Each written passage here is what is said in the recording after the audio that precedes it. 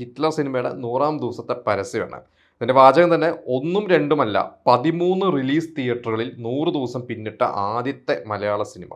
ഇതന്ന് വളരെ റെക്കോർഡാണ് എന്നാണ് ഇതിൽ പറയുന്നത്. കാരണം നമുക്കറിയാം അന്നൊക്കെ 96-ലാണ് ഹിറ്റ്ലറൊക്കെ ഇറങ്ങിയത്. അപ്പോൾ ആ ഒരു കാലഘട്ടത്തിലൊക്കെ ശരിക്ക് ഈ 14 ജില്ലകളിൽ എല്ലാ ജില്ലയിലും ചിലപ്പോൾ 1-2 സെൻറ്റേഴ്സ്, അപ്പോൾ സൂപ്പർ താര സിനിമകളൊക്കെ ആണെങ്കിൽ ചിലപ്പോൾ ആദ്യത്തെ ഒരു 20-25 സെൻറ്റേഴ്സിലൊക്കെ ഇറക്കും.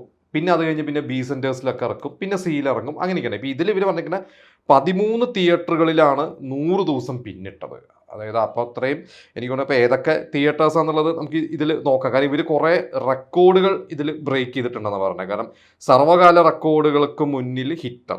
ഇതിൽ ആദ്യത്തെ റെക്കോർഡ് എറണാകുളം ഷേണായിസ്, ലിറ്റിൽ ഷേണായിസ്, ഈ രണ്ട്, അതായത് ഇന്നിപ്പോൾ ഷേണായിസ് ഒറ്റ ഷേണായിസേ ഉള്ളൂ. കൊച്ചിയിലൊക്കെ ഉള്ളവർക്ക് അറിയാം.